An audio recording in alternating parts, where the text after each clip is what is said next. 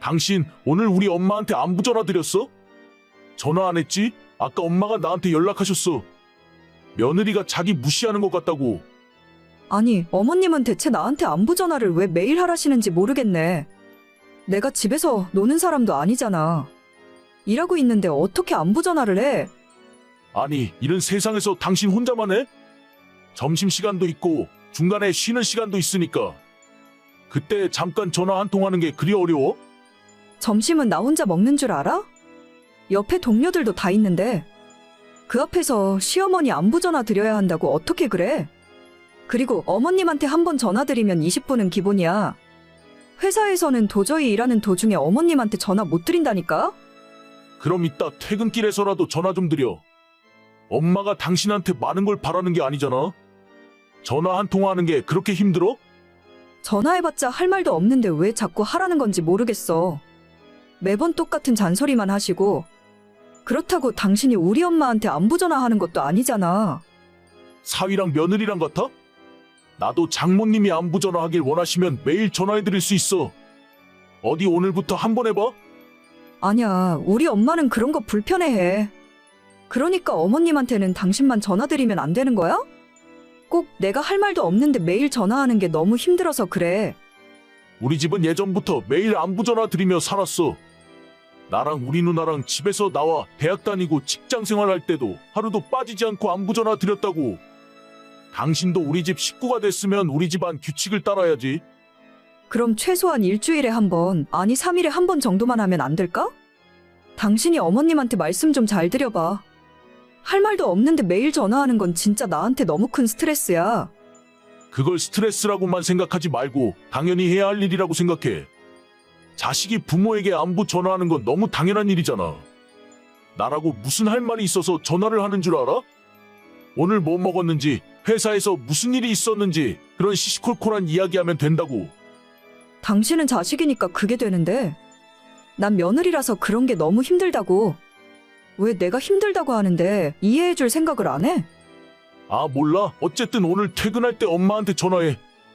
적어도 저녁 시간 전에는 전화해야 돼. 안 그러면 그 뒤로 벌어지는 일은 난 정말 책임 안 져. 아, 진짜. 저는 올해 초 결혼한 30대 초반의 여자입니다. 연애할 때는 전혀 이런 줄 몰랐는데 남편은 정말 마마보이였어요. 신혼 초부터 지금까지 매일 자기 엄마랑 전화를 몇 통씩이나 하고 심지어 수다를 1시간씩 떨어댑니다. 저는 이 남자가 그렇게 말이 많은 사람인 줄은 결혼하고 처음 알았어요. 조금 못마땅하긴 했지만 어차피 저보고 어머님께 전화하라는 것도 아니라서 그냥 그러려니 하고 말았죠. 하지만 지난 추석 때 문제가 생기고 말았습니다. 어머님이 차례를 마치고 식사를 하던 중에 갑자기 저한테 며느리는 안부 전화를 왜 안 하냐 물으시더라고요. 지금까지 저는 별다른 일이 없으면 어머님께 따로 연락을 드린 적이 없었는데 갑자기 왜 안부 전화를 안 하냐고 하시니 할 말이 없었습니다. 이제 너도 우리 집안에 어느 정도 적응도 끝났으니까 앞으로는 매일 하루에 한 번씩 나한테 전화해. 알겠니?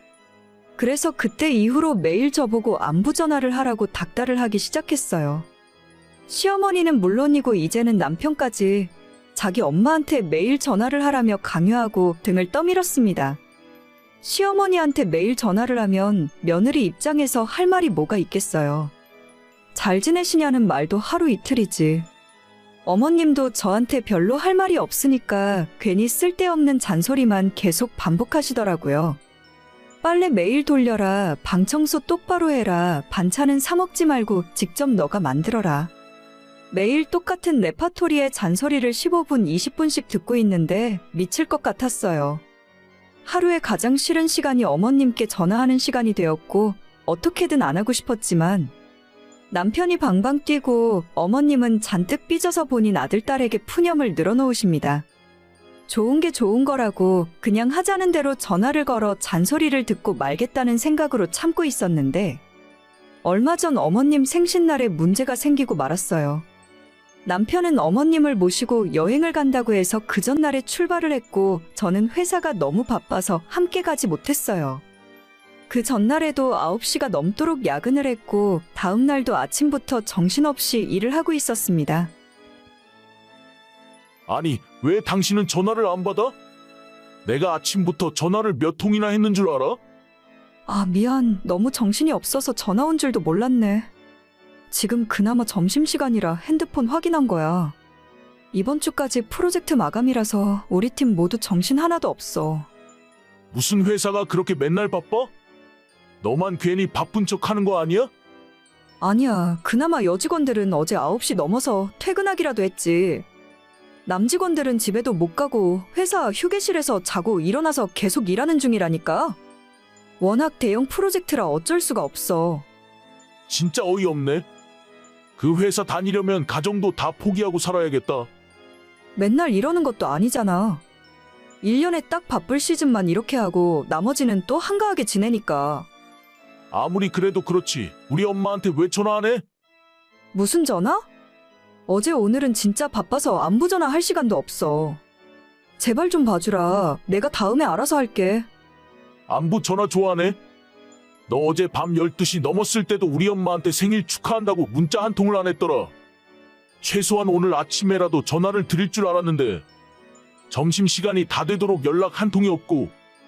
어제는 집에 도착하자마자 바로 뻗었어. 오늘도 일어나 보니 출근 시간이라 정신 없었고. 어머님 생신인 건 알겠는데 그렇다고 내가 축하한다는 말씀을 안 드린 것도 아니잖아.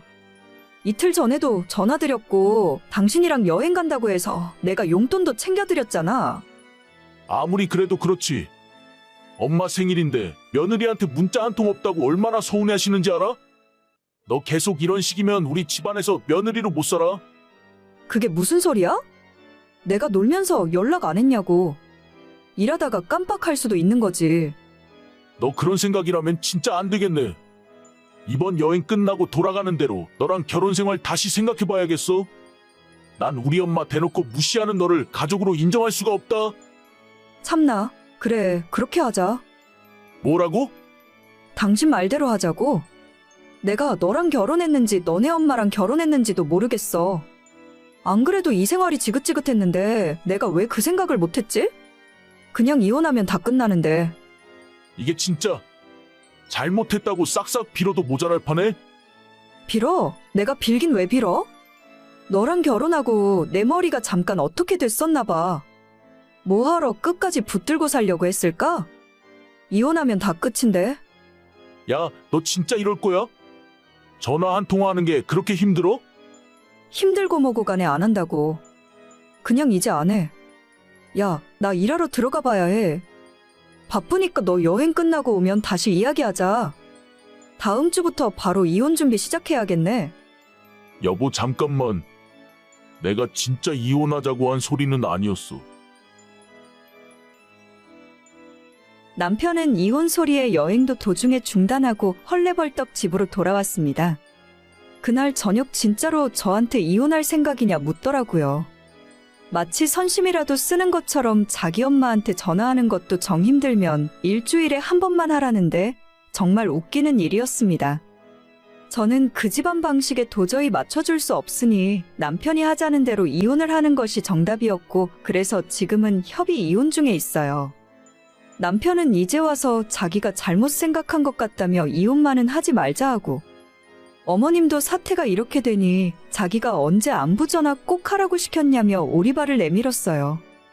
정말 이 집안 식구들이랑 저랑 안 맞는다는 것을 다시 한번 느꼈고, 시간이 아무리 오래 걸리더라도 이혼하고 다 끝낼 겁니다.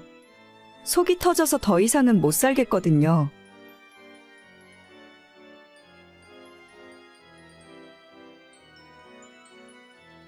올케, 이번 주말에 집에 내려와서 우리 엄마 좀 봐줘. 내가 모임이 있는 걸 깜빡했지 뭐야?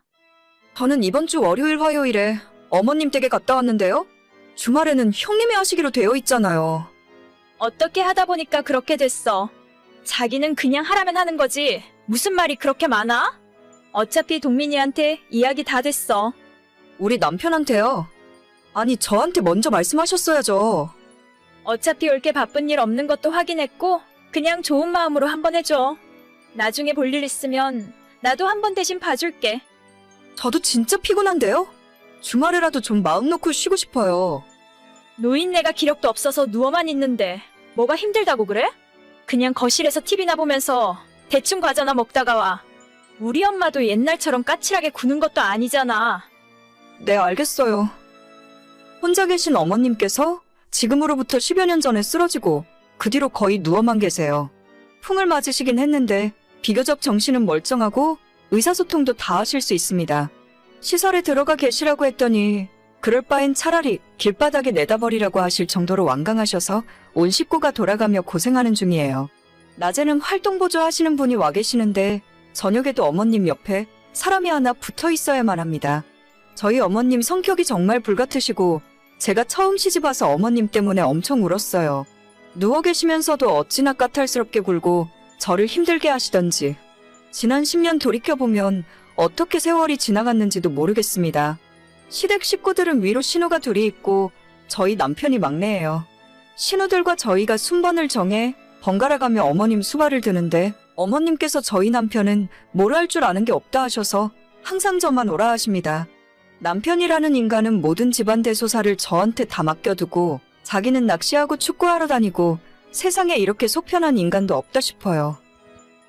주말에 나보고 어머님 떼까라고 허락해준 게 당신이야?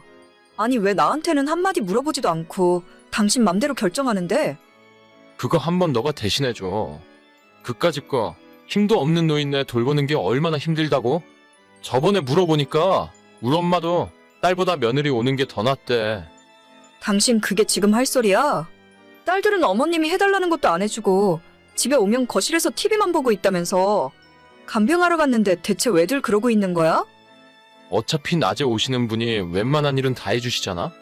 그러려고 돈 주고 사람 쓰는 건데 너도 그냥 가서 대충 있다가 와.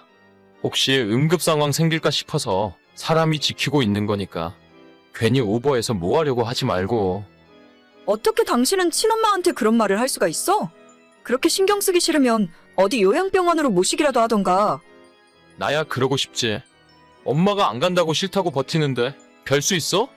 재산은 다 엄마가 틀어주고 있으니 노인네 심기 거스를 수도 없고 누나들이나 나라고 좋아서 이러고 있는 줄 아냐?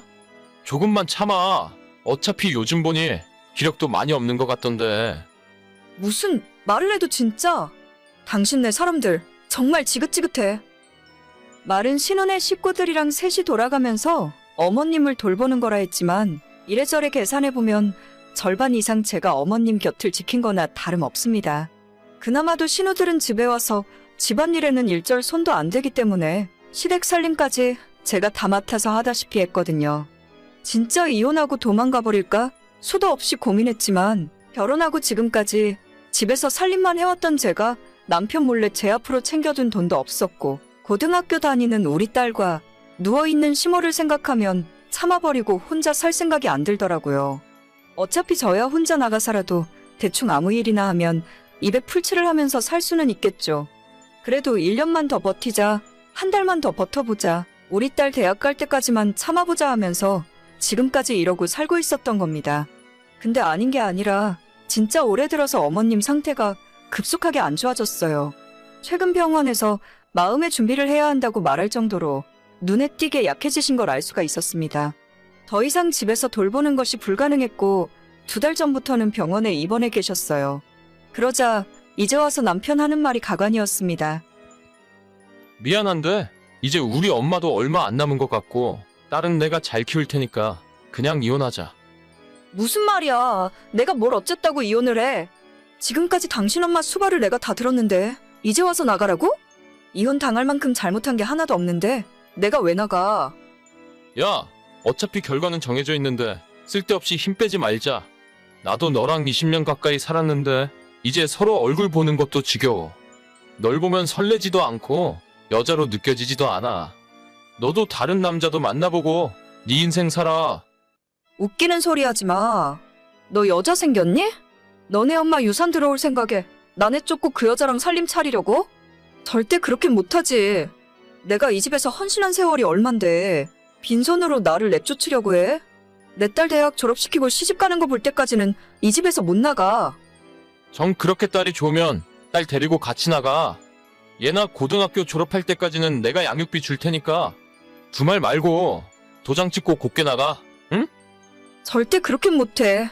내가 당신한테 이혼 당할 이유 하나도 없어. 너가 지금 엄마 재산 노리고 이러는 것 같은데 어차피 이혼할 때 유산으로 받은 건 재산 분할 대상도 아니야. 너 어차피 빈손이라니까? 누가 돈 달래? 내가 너 진짜 가만두지 않을 거야. 갑자기 밑도 끝도 없이 이혼하자고 하니 정말 황당함을 넘어 분노가 치밀어 올랐어요. 아마 맨날 낚시 간다고 나가서 외박하고 돌아오는데 그때 만나는 여자가 있었던 것 같습니다. 내가 너무 멍청한 삶을 살았구나 싶어서 후회에 눈물이 흐르고 결국 언젠가는 빈손으로 쫓겨나게 생긴 내 신세가 너무 처량하더라고요. 당장 다음 날부터 생활비로 쓰던 카드를 남편이 막아버렸고 저는 할 수 있는 일이 거의 없었죠. 빨리 협의해서 다만 얼마라도 받고 이혼하는 것이 방법일 수도 있겠다 생각하고 있었는데 시모가 병원에서 모든 식구들을 다 불러들였고 그렇게 달려간 병원에는 이미 어머님이 부르신 공증인까지 와 있더라고요. 거기에서 어머님이 당신이 떠나고 나면 재산을 어떻게 나눌 건지 유언을 남기게 되고 그 뒤로 상황이 180도 역전되어 버렸습니다. 야, 이게 무슨 일이야? 너가 우리 노인네한테 무슨 세뇌라도 한 거 아냐? 왜 내 몫의 재산이 너 앞으로 가는 건데? 병수발 들어준 순서대로 나누신 거라잖아. 그럼 당신 말대로 이혼하자. 나 우리 딸이랑 둘이 살고 싶어. 헛소리 하지 마. 그게 너 맘대로 되는 건 줄 알아? 법이 괜히 있어? 내가 우리 엄마 자식인데 내가 아니라 어떻게 너한테 유산이 갈 수 있는 건데? 그럼 그냥 법대로 해. 괜히 나한테 와서 따지지 말고. 새로운 여자를 만나서 새 삶을 살던지 말던지 나는 더 이상 상관 안 할 테니까. 어머님 가시고 나면 우리 깔끔하게 갈라서자. 웃기는 소리 하지 마. 너 대체 엄마를 어떻게 구워 삶았어? 내가 아들인데 최소한 나한테 절반은 줘야 할 거 아냐? 그거야 어머님한테 당신이 직접 물어보던지 하고. 아무튼 나는 당신이 처음 하자는 대로 이혼해 줄 테니까 준비하고 있어. 야, 법대로 해. 법대로 하자. 어머님이 그때 자식들을 다 모아놓고 의외의 말씀을 하셨어요. 너무 긴 시간 병석에 누워있어 보니 자식놈들 다 쓸모없다고 하시더라고요. 신우 두 사람에게는 땅이랑 시모가 살던 집을 나눠주시고 원래는 아들에게 물려주려고 했던 월세 나오는 빌라 건물을 남편이 아닌 제 앞으로 해주셨어요. 아마 남편이 저한테 이혼하자는 이야기를 했다는 걸 모르고 하신 일이셨겠죠. 그 뒤로 남편이 매일같이 어머님 계신 병원으로 달려가고 있지만 전혀 마음 바꿀 생각 없다고 하세요. 저도 남편에게 오만정이 다 떨어져서 어머님 임종만 끝까지 지킨 후에 이혼할 생각입니다. 시댁 식구들 얼굴 안 보고 딸이랑 둘이 살면 얼마나 행복할지 벌써 기대 중이에요. 결혼하고 애 낳은 뒤로는 집에서 살림만 하고 어머님 수발 들며 살았는데 앞으로는 제가 할 수 있는 일도 찾아서 좀 더 재미있게 살아봐야겠어요. 원래는 이혼할 생각까지는 없었는데 남편이 먼저 이야기해줘서 정말 고맙네요. 딸도 이번 일을 계기로 아빠 얼굴 보기도 싫다 하고 말년에 버림받고 남편 혼자 살 생각하니 10년 동안 묵은 체증이 확 내려가는 기분입니다. 오늘의 사연은 여기까지입니다. 구독과 좋아요, 알림 설정은 많은 힘이 됩니다. 다들 행복하시고 좋은 하루 되세요.